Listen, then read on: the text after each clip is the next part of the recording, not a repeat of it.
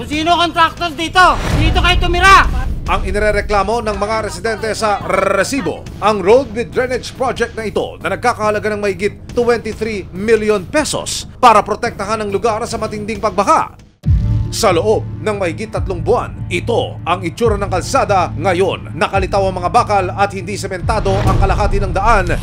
Higit sa lahat, dahil hindi na pantay ang kalsada, naipon na ang tubig sa mga gilid na eskinita. Sa pag-ikot ng resibo sa lugar, nahulog sa baha ang isa sa mga residente. Lechi kayo!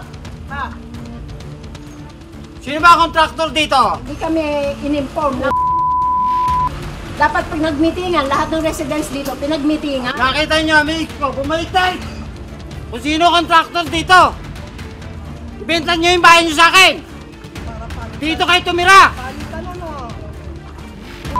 Ginawa ninyo! Kaya panawagan ng iba pang residente sa Potrero. Ang gusto lang namin, yung mayroong kaming linaw kung hanggang kailan kami magtitiis. Hanggang kailan nila gagawa ng solusyon tong tubig na. Alam naman po namin na matagal, pero alam po namin dapat may second silang option na gagawin kung ganito ang mangyayari. Nakapanayam ng resibo ang DPWH Bulacan 1st District Engineering Office.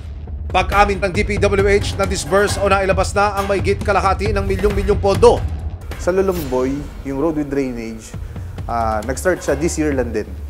And expected finish namin is around September this year din.